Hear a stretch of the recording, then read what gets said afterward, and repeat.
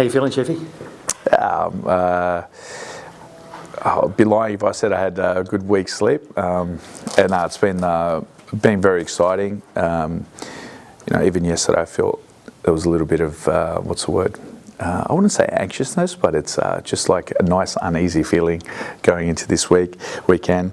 We're going to create history no matter what, which is great. I've already said to the boys, we've gone above and beyond what everyone thought, and now we just want to enjoy this game. Again, I'll double down on what I said after the game. It's a celebration about what we've done this year.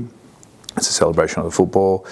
It's also a celebration for the team themselves about being against the odds and doing something fantastic. So we're going to try to put a show on for all our fans, which is great. Tomorrow's sold out, historic, and it'll be, I think, a memory for New Zealand football in general. So that's a changed narrative from last week when you were trying to play it down as just another game. Is that intentional that you're embracing this now? Well, if you're not going to enjoy these moments, a full crowd, everyone behind you, the fact that we've achieved so much, then we're not going to enjoy anything in life. So again, we'll still treat it as a game, but the build-up, the fact that we've accomplished so much, I want the boys to appreciate that. Have you got a fully fit squad? Yes, I think everyone is back to full fitness. Again, my only question mark is with Houston. I'm not sure if he's ready to do to do 90 minutes. So that's my only question mark. But everyone else is fit and ready to go. Can I ask about Alex Ruud? He put in one of his strongest performances for the Phoenix in the first league. Mm-hmm. How much has he grown into that captaincy role, do you think, this season? Again, I think captaincy leadership is always a very cliche sort of status. I think leadership is really it's behaviour. It's not what you say, but with what you do and how you play. And I think there was a legacy study that was done a while back about the trademarks of legacy teams. Teams that win more than 3 seasons. And one of the common characteristics are that the leader was always the one that did the hard work. Very humble. Didn't really wasn't a big standout. He was just more about when things got tough, they did all the hard work. And I think he aligns with that. It's taken a bit of time for him to get there and build the confidence. One of the things that we spoke about earlier in the year was making one of the goals, getting back into the Kiwi setup, and then making one of the best sixers in the league. And I think he's very close to that at the moment.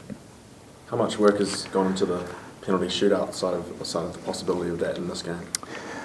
We've at the end of every session, we've addressed the penalties, and we try to, even yesterday, try to put a scenario basis on it where, I'll time limit some players who are taking penalties, and I'll get the other boys to, roll up a response. They can be abusive, just to get them comfortable with being uncomfortable. Whether that works, that really, it goes down to the moment. You can train for it all you want. People can say, you can make it more pressurised, but really it comes down. I mean, I've seen so many penalty shootouts, and I've seen so many really unbelievable players miss when things get tough, and I've seen players that you wouldn't expect to hold up to pressure and they nail it. So yeah. Have you made any calls on if there was a penalty during regular time, who would take it? Obviously, it's changed around a bit. Yeah, I think the boys have already gone through that, and it will be down to the moment as well.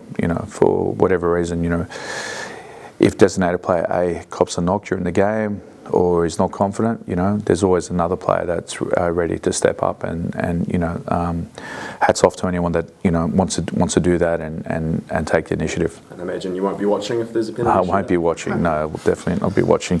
I'll be looking for the crowd for a response.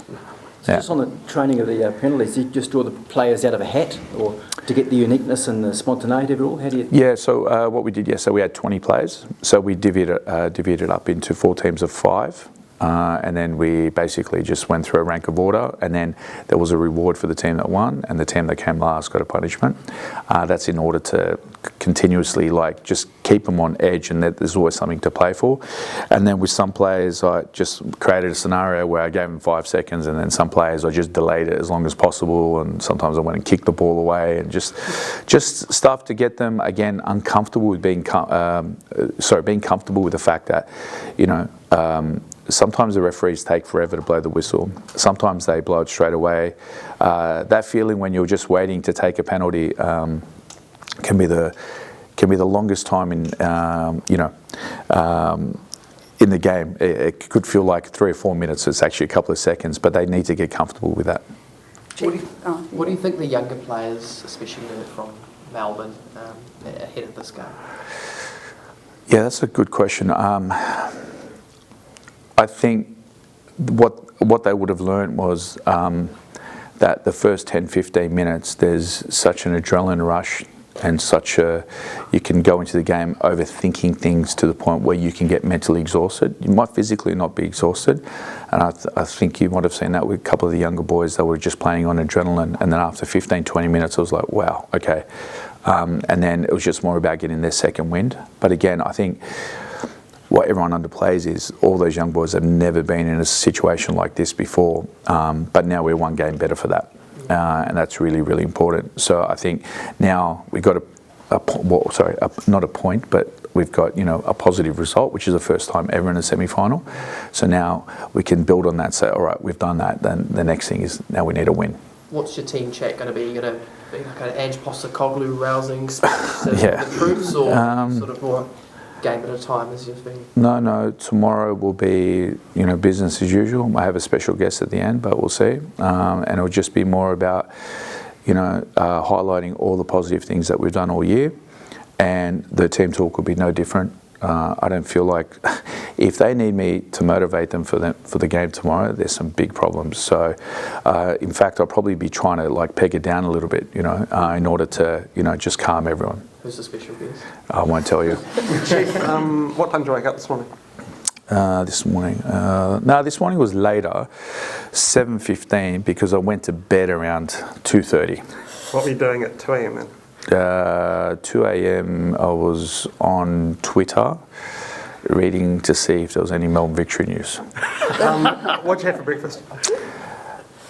This morning, no, today I had just normal long black, extra shot. What did you do on the drive-in? What did I listen? What's happening with financial markets and crypto? What's the number one item on your to-do list today, Friday?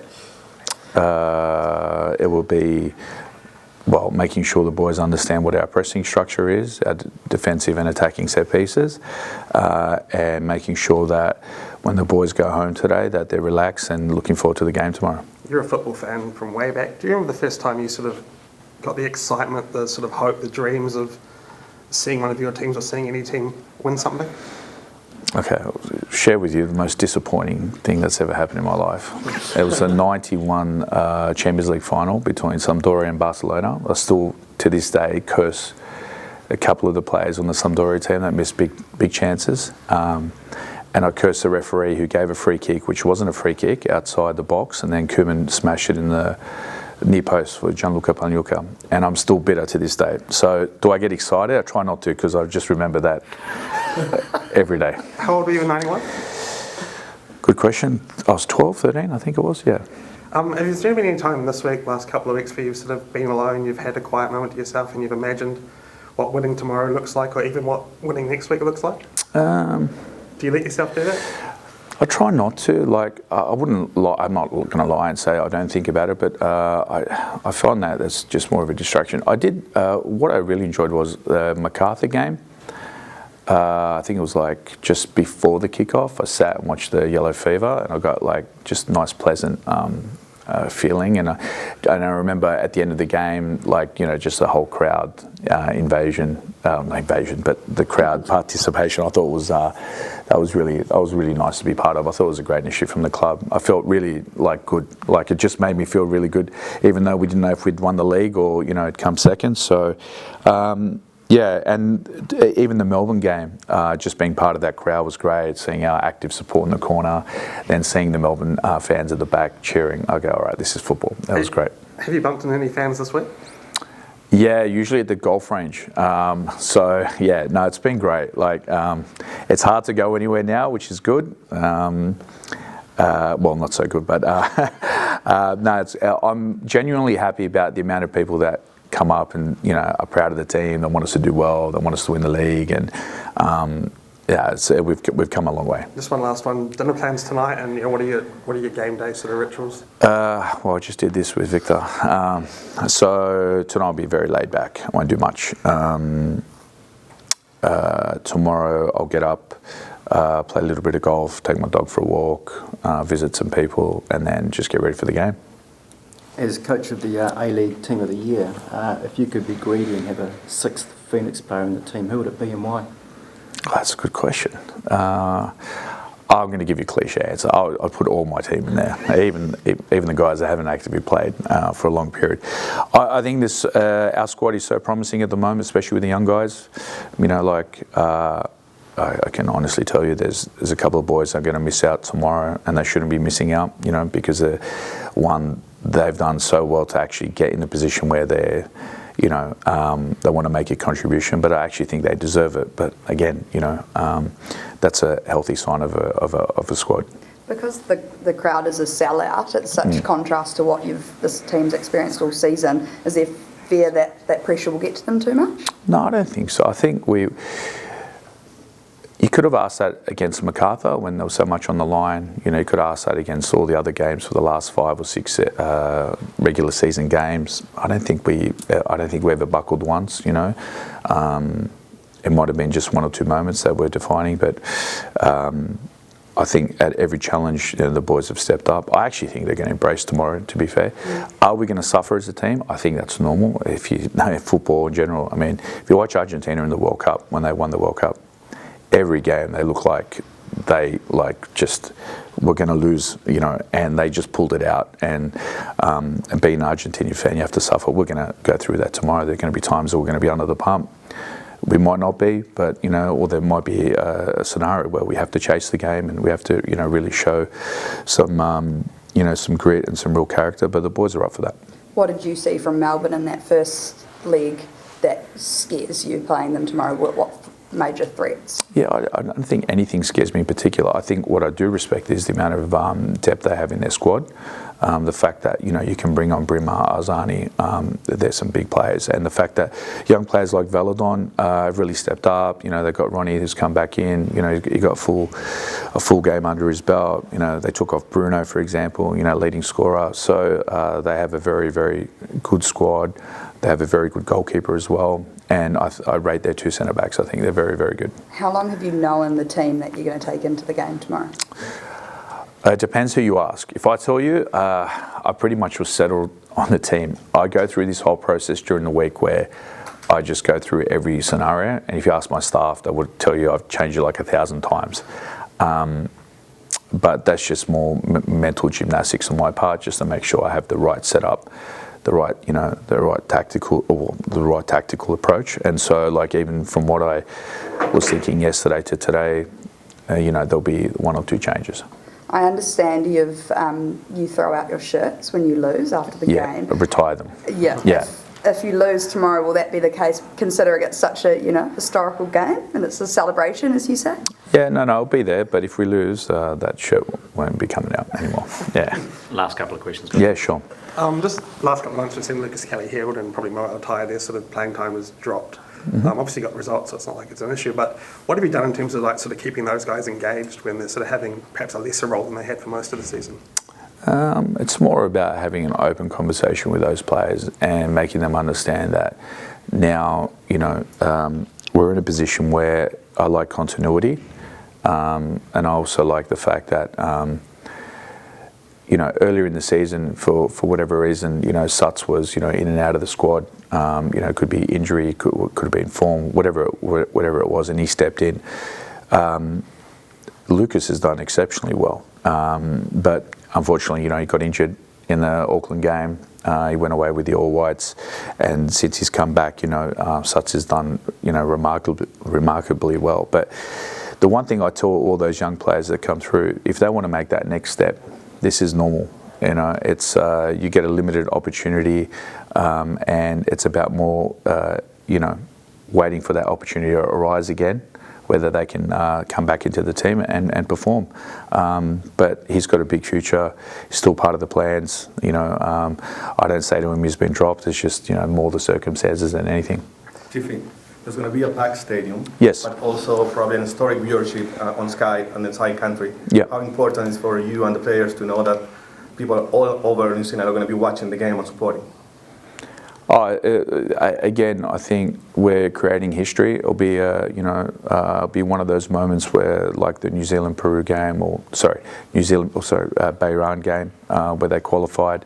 I want to create another step, another achievement, and I think it's more important for those fans outside of football that aren't coming to the stadium, that love the moment, because those are the people that hopefully will come back to the game at a later stage, and then next year, when Auckland comes in and there's rivalry and so on, those people will be watching because they will think, all right, the Phoenix have got something to offer, the new franchise. It puts more eyes on the product. When do you choose what shirt you're going to wear, or are you like Tiger Woods and you get an email?